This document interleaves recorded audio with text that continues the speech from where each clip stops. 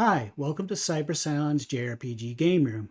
My name is Jason, and this is the first I hope to be of many videos where I talk about my interests in Japanese role-playing games. So some of the topics this channel is going to cover are going to include some collection and curation, some reviews, first takes, unboxings when I get a limited edition, and then just what I may have collected recently. So before I get into anything else, I just want to mention that I may mention some products or companies in this video. I just want to make it clear that none of them have sponsored this video in any way. I just happen to be a happy customer. So my interest in Japanese role-playing games go all the way back to the Nintendo Entertainment System era. And one of my earliest influence was the original Final Fantasy as a turn-based role-playing game, and then Chrysalis as an action-based role-playing game. So those games sparked my imagination more than some of the games that had come out from other systems before that, because you had these party members, you can equip them with weapons, and you had these quests and other things. Some of the other early games, of course, the Zelda games, can't forget about those. The first Dragon Quest game, Faxanadu. I could mention many, many others. These days, it's a little hard for people to get into those earlier role-playing games because they were full of random battles, infrequent save points. Sometimes, like if you're talking like the first Phantasy Star, you even had to make your own map to the dungeons and that sort of thing. So probably, the first Final Fantasy I probably wouldn't put this in my Nintendo to play it just as it is these days.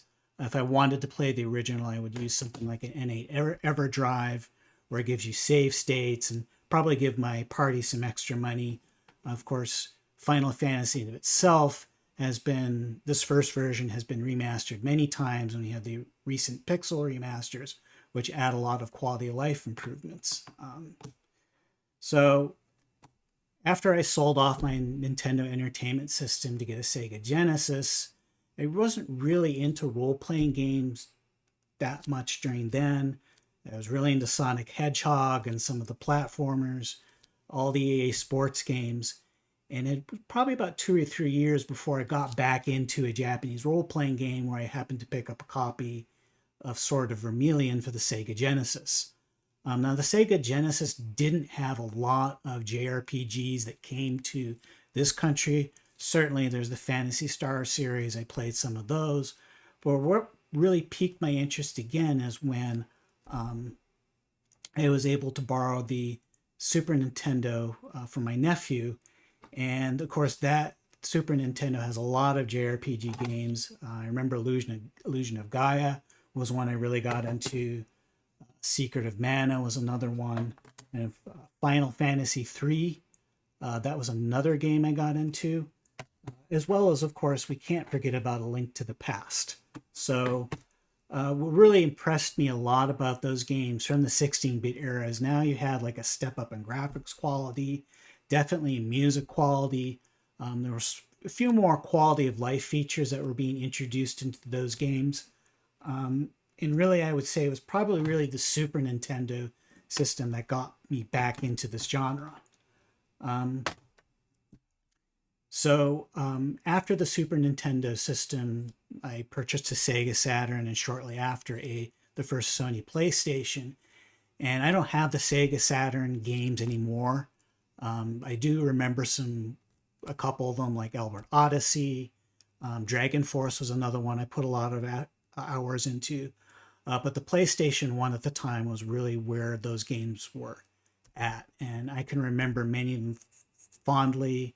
Suikoden 1 and 2, I got a lot of enjoyment out of those. Actually, out of the 3 Final Fantasies that came out for the original PlayStation, it's really Final Fantasy 9 that is my favorite. I like 7 pretty much, but 8, I had a lot of difficulty, and when I got into the final boss and found out that the boss actually levels up with you, I can actually just quit that game out of frustration. Now, there's one game for the original PS1, Chrono Cross. This is an excellent RPG, holds up very well today. Of course, there's been the remaster that has been released. I know it's been released for Nintendo Switch. I'm not sure about the PlayStation. I'm pretty sure it has. But to me, this game was the best game that was out for the first Sony PlayStation. And I remember actually when I went from the PlayStation 1 to the PlayStation 2, my PlayStation 1 died and the PlayStation 2 had gotten at launch and there weren't really that many games out of it. It was really Chrono Cross that I spent a lot of time with on the PlayStation 2. So speaking of the PlayStation 2, of course, there are tons of JRPGs that came out for that system. I could list, the list goes on as to what I've played on this. I want to point out one series that really left an impression on me at the time, though, and that is the Xenosaga series. So there were 3 different games. The first Xenosaga. There was a second, which wasn't quite as well received. I liked it. I didn't like some of the art direction as far as the character models go. And of course, Xenosaga 3 to wrap up the trilogy that had been made at the time. And those games really impressed me with some of the gameplay, some of the full motion videos, and that kind of thing. It felt like you were almost and sometimes playing a little bit like a movie. So of course, many of you have probably played the Xenoblade Chronicles games for the Nintendo Switch. And of course, those people, a lot of the people responsible for those games also were responsible for making these games for the PlayStation 2. So if you were through that DLC for Xenoblade Chronicles 3 and, you know, there's really not much more you can get out of those games, I want to go back and check out these games for the PlayStation 2. I realize that can be hard because while the first 2 aren't too expensive, the third one is inexpensive role-playing game. I believe this is my original copy that I have. I probably wouldn't have it right now if I hadn't kept it. But those are some of my early influences, and really from the PlayStation 3 onwards, JRPGs, particularly turn-based. I do play action ones. I just don't happen to be really very good at them, but I do like them, are some of the ones that I played. Strategy, I got into Disgaea and some of the other games, and what happened to me often with the strategy role-playing games is I had a tendency to start them, get about halfway through, and not finish them. So I don't have as many familiarity with those. Another important game in the JRPG genre are visual novels. I have not actually played a visual novel myself. I did pick up one recently in Amazon, and that will be a topic of a future video. So that talks a little bit about me and what I've played in the past. What I get into now is like some of my pickups that I purchased at the beginning of the year. So these are all purchases from Q1. Maybe May, early May by the time this video goes up, and I've made some other purchases since then. But here goes some of them. So one game that I had back when I had the Xbox 360 was a game called Eternal Sonata, and I never really got into it that much. And when I sold my 360, I happened to sell my copy with that along with it, and I kind of regretted it because a lot of people mentioned this game, and I did recently pick this up for the PlayStation 3 and do plan to get into this game this year. I've heard a lot of people say good things about it. It's very underrated. And really for a role-playing game, it's really not all that expensive. I mean, you can pick up a complete copy like this for the PlayStation 3 or the 360 for about 20 to 25 bucks. So that's not too bad. For the Nintendo Switch, there's Zelda Skyward Sword. I started that way back in the Wii, but I was really kind of frustrated with it because I don't like motion controls all that much. And I really appreciate the fact that they put this out again for the Nintendo Switch, because you have the option of using the motion controls or using the standard controls. And that's what I'll be doing when I finally get around to this. one game that was suggested to me was the Great Ace Chronicles. I may not I'll probably get to this later in the year, after I've finished some of the games that are out for the Trails series, but it's suggested to me by somebody else, and I'm looking forward to playing it.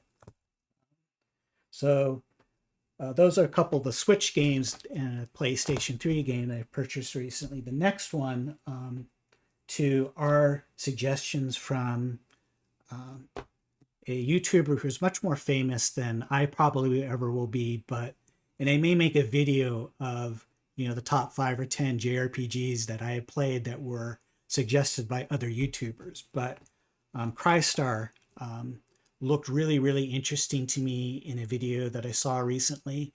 And this is the European version, but reason why I got this one over the Switch version is it was really cheap on Amazon. I think about $21, $22. So that's a darker, more mature game. Sometimes I like to get into those, and it's something I'll be looking forward to getting into. Another suggestion is an Idea Factory game called Dark Rose Valkyrie. Again, I really interested in giving this one a try. And for the PlayStation 5, this is something I would have never have thought to get on my own unless somebody had suggested it. But it was Yakuza Like a Dragon. I don't know when I'm going to get into this one, since I'm really deep into the Trails series with Trails from Zero and Trails to Azure. So it might be a while before I get into this, but it really looks fun.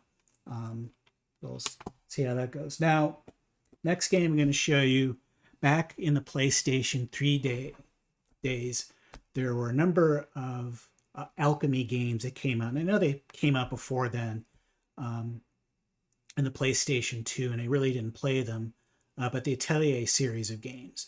And the first Atelier game that I played for the PlayStation 3 was Verona Plus.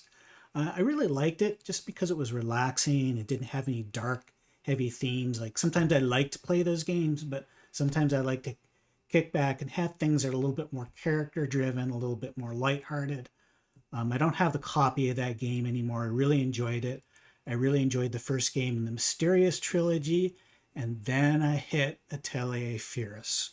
Now, a lot of these earlier Atelier games do have a time limit to them. I didn't think for Verona Plus and the first in the Mysterious trilogy it was really all that bad. It was manageable, kind of a little irritating, but it didn't take away too much of my enjoyment from it. Atelier Firis, I pretty much didn't play any Atelier games afterwards since then. But I thought I would give those a try, as Atelier Ryza was one that was suggested to me by somebody that doesn't have those time limits. And I am looking forward to playing this. I actually have now all 3 games in the trilogy. Again, this is probably going to wait until after I'm done with the Trails games, which is going to be a while yet. But I am looking forward to this and giving this a try. But here it's really, really good. It's got a good story, good character development, and again, takes a more relaxed approach. And without the time limit, I think I'll enjoy it a lot more. And just on a whim, because I played the first game in the Mysterious trilogy, I also got the second Sophie game for the Nintendo Switch. Even if this has a time limit to it, I think I'll be okay with it, just as long as it doesn't drain me like Atelier Furious did. All right, so all of those are a lot of my pickups for the first of the year from January through the end of March. There are 2 special games, though, that I did pick up at this period of time that I really got into, and I know a lot of people are interested in, and that is Trails from Zero and Trails to Azure. So I will have other videos about the Trails series, but the Trails series was something that was suggested to me after I played, PlayStation 4 Golden on the Vita. I played, not PlayStation, Persona 4 on the PlayStation Vita, and then Persona 5 Royale on the PlayStation 5, and I really enjoyed those games. I think I had gotten through a bunch of Tales games that I really enjoyed at that time. So I can't remember who suggested the Trails series to me, whether it might have been, I think, at a local convention that we have here. Um, I think it was I don't remember if it was the video game convention or the anime convention. Uh, don't really recall, but they suggested to me, hey, give Trails a try. This is something I think you'll like. So I started with Trails of Cold Steel. They suggested that to me because I was already into PlayStation 4 and having save points and a lot of quality of life improvements. So I said, go ahead and play the first two Trails of Cold Steel games, 1 and 2, but then go back and play the Sky Trilogy. And then by the time you get done with the Sky Trilogy, the English translations to the Crossbell arc will probably be out. And these are two games I have enjoyed quite a bit.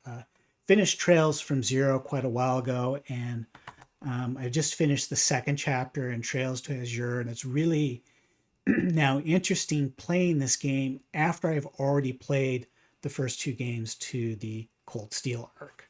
So those are a lot of my pickups for the first quarter. I did pick up a few hardware items that I'll briefly mention.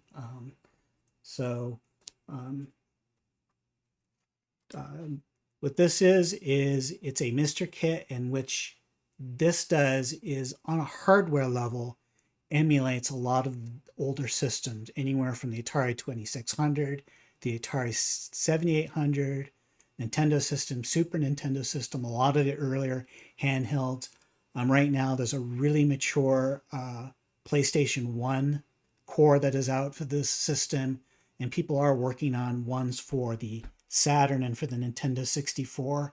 It's just, it has a lot of different console systems it can play, but also a lot of different older computer ones too. And there were some Japanese role-playing games that of course came out into computer. They're older, but might be interesting to get into. Fortunately, I was able to trade in a lot of stuff that I wasn't really playing anymore locally, and to a game store to help pay for this, because these kits are quite expensive. But it's really, really worth it if you want to get into the older stuff. And then the other hardware item that I did pick up in the first quarter is a Nintendo 64 EverDrive. Now, I know there's not a lot of JRPG games out for the Nintendo 64. Of course, we have the two Zelda games. There's a strategy game, a couple of strategy games, and I think one other. I will definitely give those a look, probably after I get my Nintendo 64 modified with HDMI output. So those are like all the regular things. As far as collector's editions go, not too much from the first quarter, but there were a couple things that I did pick up. And the first thing that I did pick up here is the PlayStation Royale. I can't remember off the top of my head now which edition this is. I think it's like the One More edition or something like that. But anyways, this I got back in January, and Atlas had been taking pre-orders, of course, as late as last summer, last fall. And when the game was released, a lot of people were kind of frustrated that they weren't getting the collectibles in a timely fashion. Atlas did have a period of time from January to about the end of February where if you did order this, you got the game with it as well. It's a decent collector's edition. I like this case. It's not too flimsy or cheap or anything like that. And in this collector's edition, there is a really nice laptop bag. I was actually pretty impressed by the quality of this. This is actually pretty good. So I may actually use this at some point when my other one gives out. Of course, there's the game itself. And then there is... What really got me is the tarot cards. I had to get it because of the tarot cards. I'm just kidding. I missed out on the other two editions and finally wanted to get one, the third one that they put out. And this case too has a lot of storage room. You can store like the soundtracks in there. Great soundtrack. I listen a lot to this in my car. Another Persona soundtrack I listened to is from their 2017 concert. There's a lot of songs from the different Persona games that are on the soundtrack. I think it's really, really, really cool, and I listen to this a lot. So really not too bad of a job overall from Atlas. And I think what impressed me about this collector's edition is it was actually available for quite a while on their website from January, I want to say, to the end of February, maybe early March. They really did have an open window of opportunity that if someone who really wanted to get this, they were able to get one. And not doing these silly, midnight drops of, it's only going to be available for the next couple of hours, or let's not talk about what Nintendo did with the Xenoblade 3 Chronicles limited edition. I just won't go there. I do have one more collector's edition, one more thing that I did pick up that I want to go over. And that, as I mentioned, that I become a fan of the Trails series. And so what I was a little disappointed with is that there was a lot of difficulty in finding physical copies of the first two Trails of Cold Steel, the first two games. And so recently at one of the retro stores about an hour from here, some of you may have heard of Stone Age Gamer. That's where they sell the EverDrives. Very happy customer of them. And they also sell a lot of retro stuff. And I did find one of it, maybe to some people may not be the holy grail, but it was to me, was the physical copy of the first Trails of Cold Steel game. So I was really happy to find this. I was able to get this at a pretty decent price. And this was the last thing I picked up in Q4. So I don't know. I think, some of these things I've shown, I don't run like, I'm not trying this as an investment. I'm not trying to run a museum or anything. So I think at the end of this video, what I should probably do is let's give a try at my first unboxing. Let's see, the plastic is on